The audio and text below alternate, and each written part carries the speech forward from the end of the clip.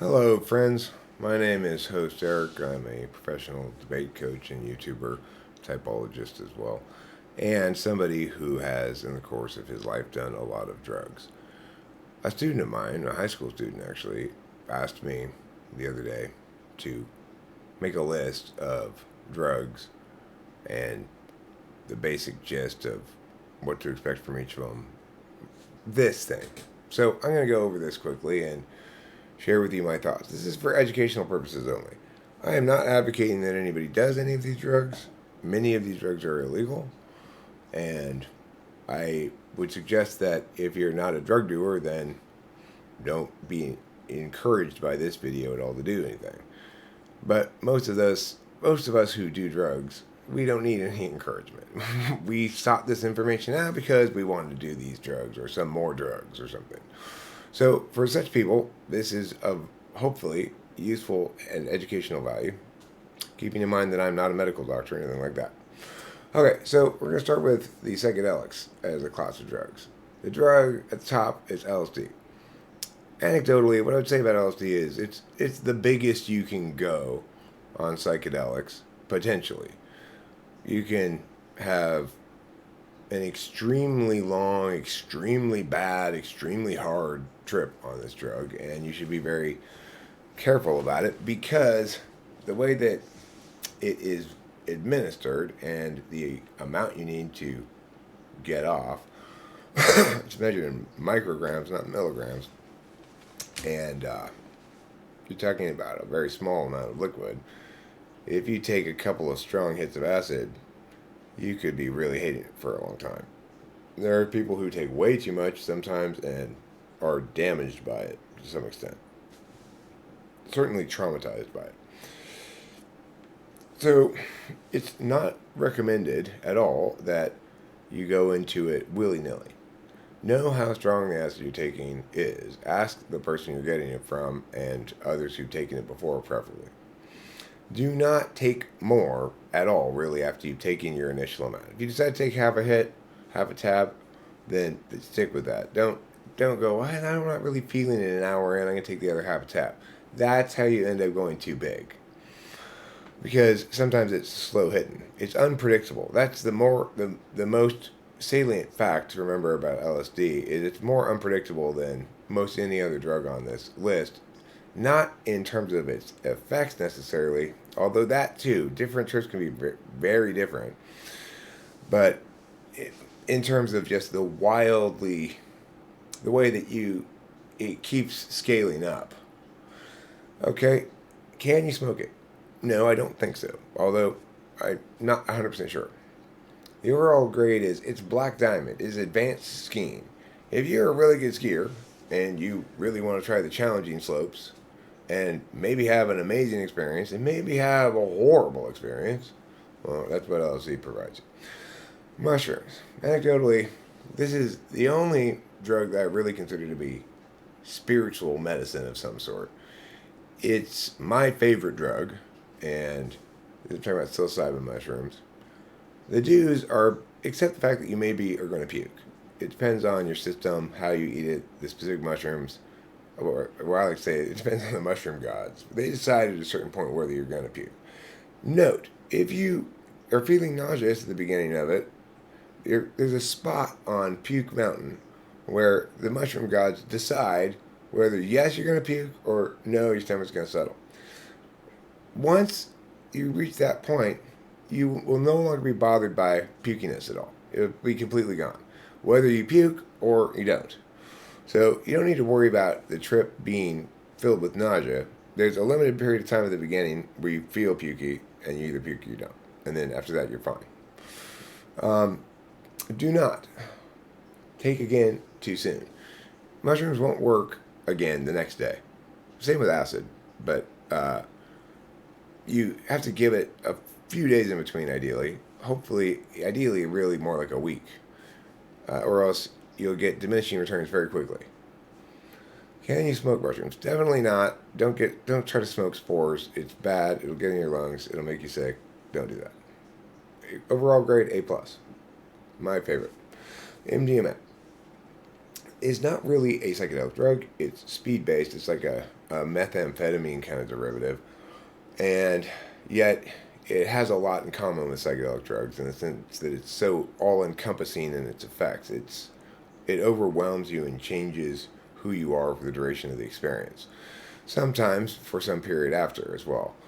Uh, the dudes about it, realize you're going to want to go big on this one, and but you're going to go big once, maybe twice, and stop doing it. So it's not good for you. It makes it's got a lot of neurological shit going on with it, and so my position on it anyway is well, what my experience with it is I attempted to do it multiple times. One time I got really good, strong ecstasy, and I had the experience that people describe, which is you're an angel and everything is just so worthy of your abundant love. I never realized how wonderful your ass crack smells. Um, Everything is beautiful and wonderful. And it's a fairly longish trip. Uh, 8 hours maybe, depending on how strong it is, I guess. But you a lot of times when you're sold MDMA, you're getting something that's not MDMA.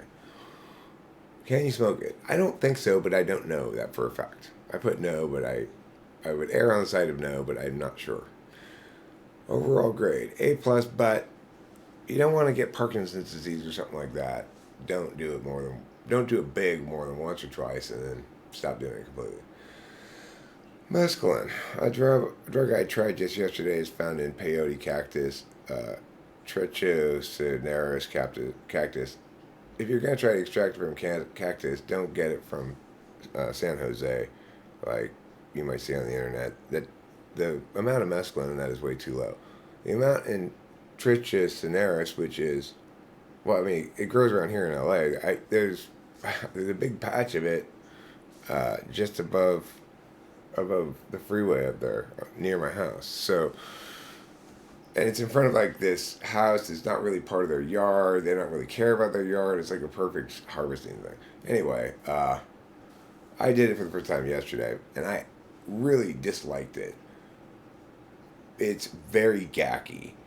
It's like doing cheap, ephedra heavy, dirty speed. But it does have a psychedelic impact. It makes you nasty. It made me nasty, unpleasant, just out of hand. Well, I called it the cokehead of psychedelics. Do you get it for free from that kind of cactus that grows around here? If you're in the west, south part of the west, there's a lot of cactuses like this. You got to look around some, but you'll see it. It's not as common as the San Jose, but it's what the Peruvians are actually talking about when they're saying San Jose is this one, I think. Based on some research I've done, but okay. Don't do too much, like I did yesterday. There's a lot of alkaloids in the cactus, and they make you extremely physically tense and clenched jaw and gacky. Can you smoke it? Doubtful, but I didn't try. You can microwave the dark green part of the flesh of the cactus into it's completely dry, and then you have this brownish powder. You might be able to smoke it, but I doubt it. I wouldn't suggest it. I don't think smoking the cactus alkaloids is a good idea, really. The ones that aren't mescaline.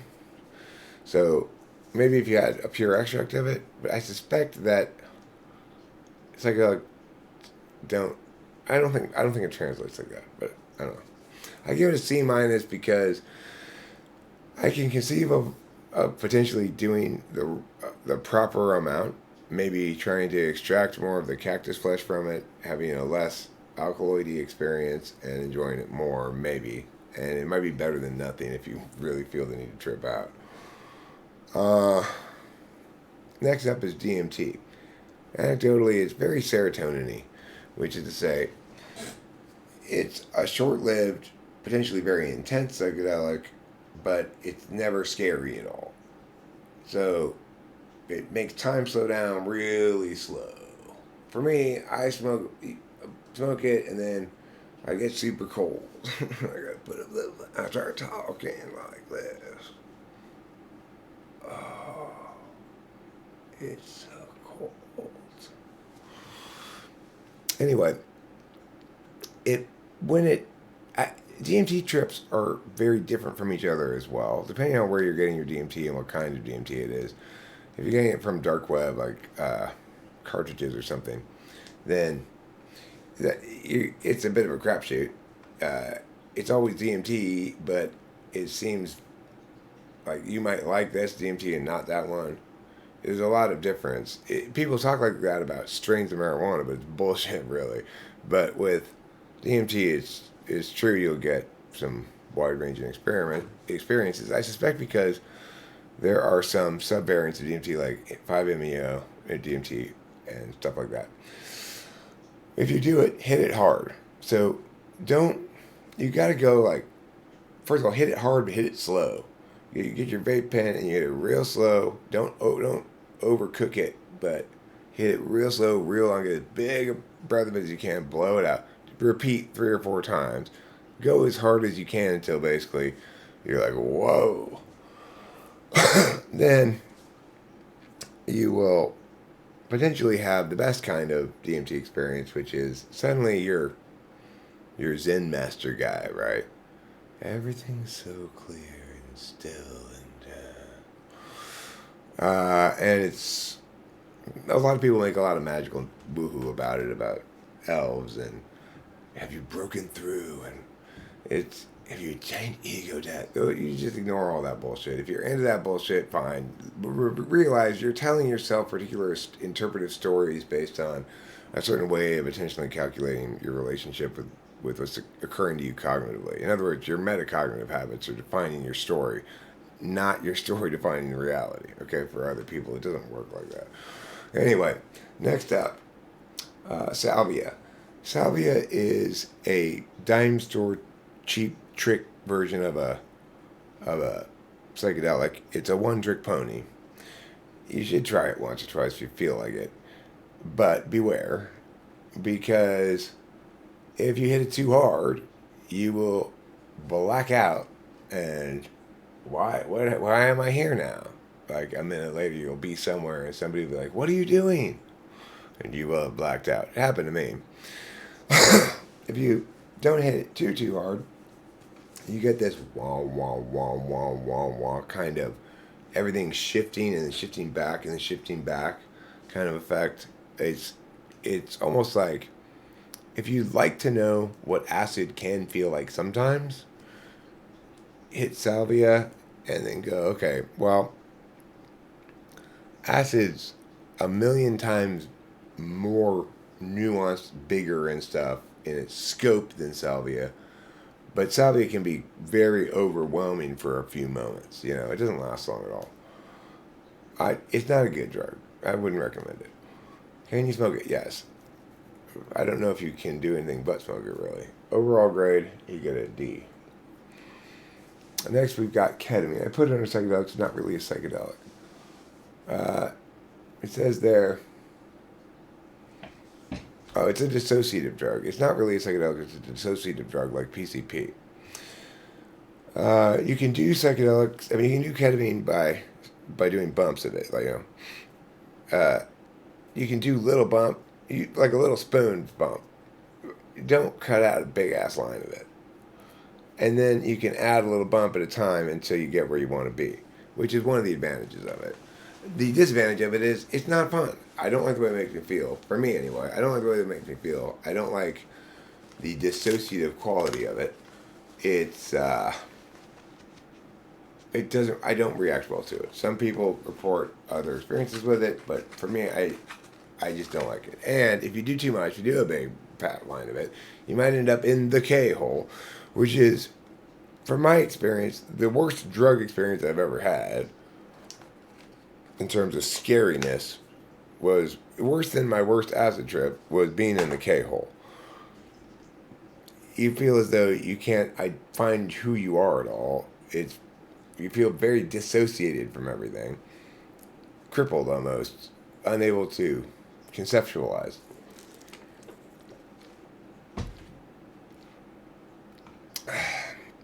I'm not sure if you can smoke it. Don't know. Overall, great. C, I get that is mostly a Eric's personal taste thing here. I don't like it, but there's nothing objectively horrible about it. It doesn't have like a terrible hangover or something like that. All right, uppers and downers. Meth. Meth is very, very, very, very difficult to manage at all. You have time frame overwhelm. As soon as you sit down and start either doing a bump or hitting the pipe of meth, you're committing to being on meth for a couple of days at least. And for some of that time, being so thwacked out that you find yourself just tweaking out on something dumb for hours at a time.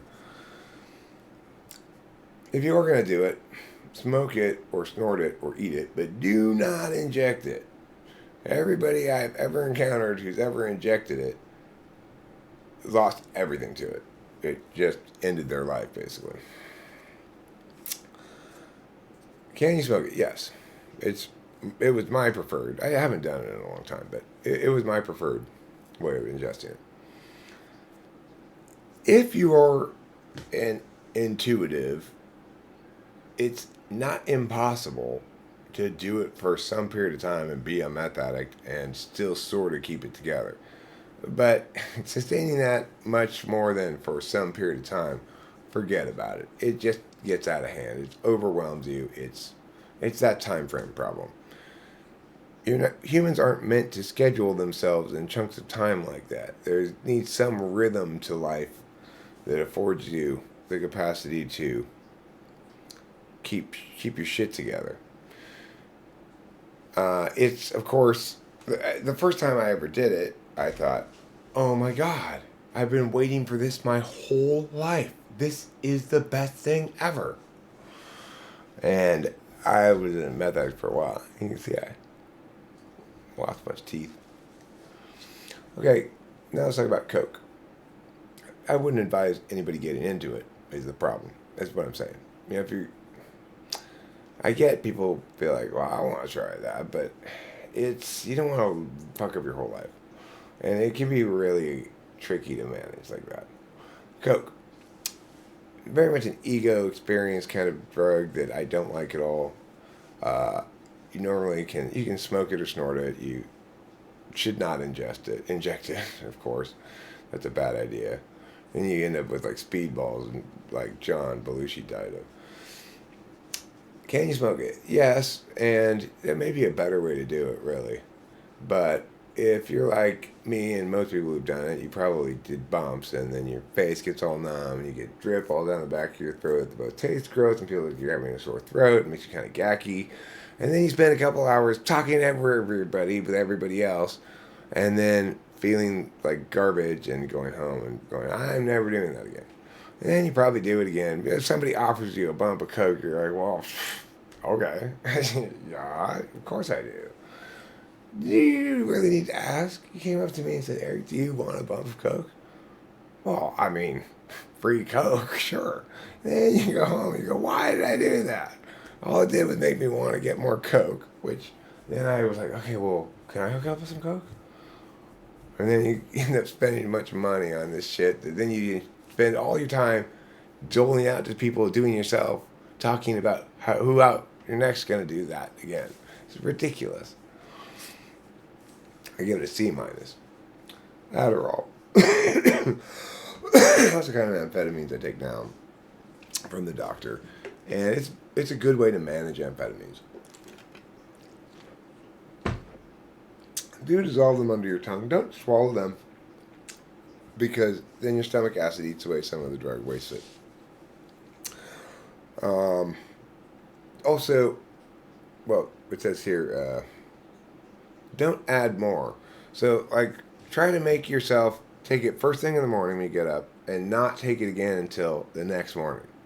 Don't add more in the day. It will get away from you, and all of a sudden you'll be up at 4 in the morning trying, and then you realize you need to go to bed. So don't do that. Can you smoke it? Yes, but it depends on what kind of pill you got it in. If you get like little pills like these, you can smoke these if you crinkle them up on a bong rip. But I don't advise it. It's a waste of your Adderall. It's not a good clean speed smoke high at all. It's kind of dirty. You end up smoking a lot of binder. Depends on the maker of the pills. The last kind of Adderalls I had were these very thin white pills, and they were actually they smoked pretty good. But even then, it's still I still regretted it every time. It made my lungs feel like tore up, and it gave me this kind of pseudo headache. It's not good.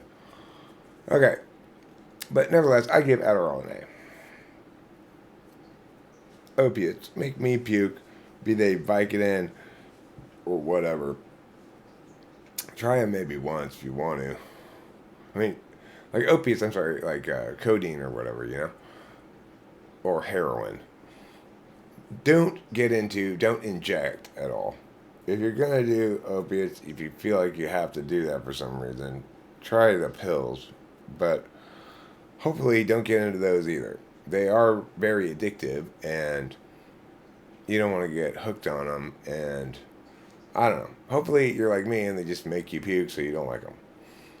Don't get into opiates. Can you smoke them? Yes. And in fact, that's the only way I've ever done heroin is I smoked black tar heroin and it made me puke. So overall, I give opiates a D. Opioids, same thing. Make me puke. They're a little bit less dangerous than opiates. But can be more dangerous if you're talking about things like Tramzadol or what's that one that they do that is like super Oxycontin? Oxycontin? Is that what it's called? Yeah, like those are really dangerous. I would not take them at all, frankly. And I don't know if you can smoke them. And D-. Benzos. So the issue about benzos is they're amnesic. Some of them more so than others. You're safer taking the slow, long-acting benzos with a long half-life than you are with the fast-acting ones. Fast-acting ones can make you forget that you took a benzo already.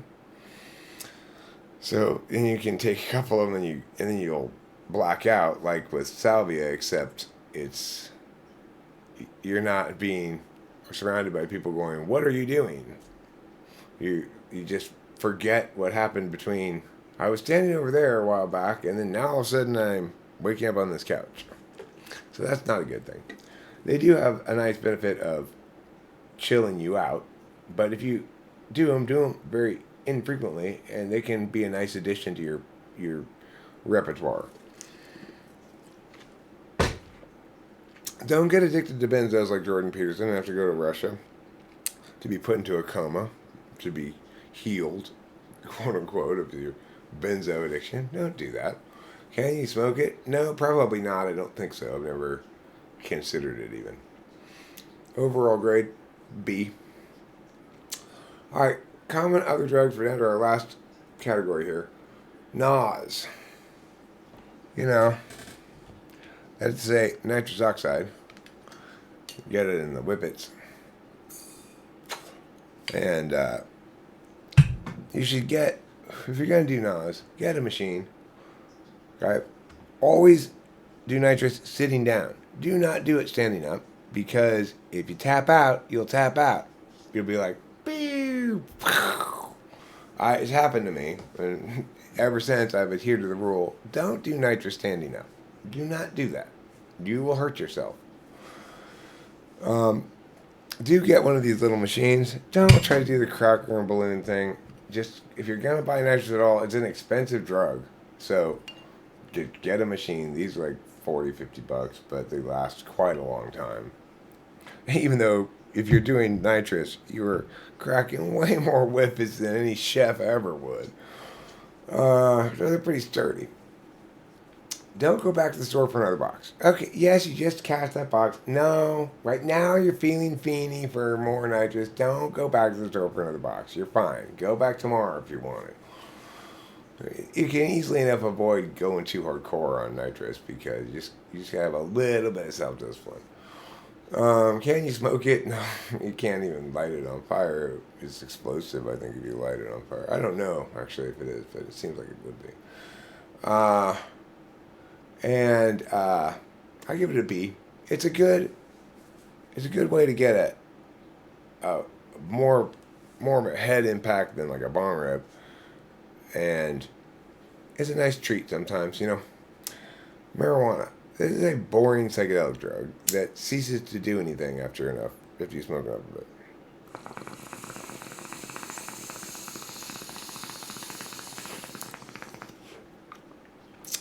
If you're gonna smoke it at all, do pull bong rips. Don't smoke joints or pipes. You're making your whole everything more shitty.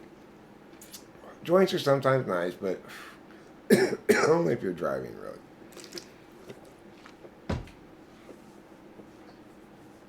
You got good music on and it's not very coffee weed, then joints are okay. But bong rips are preferable.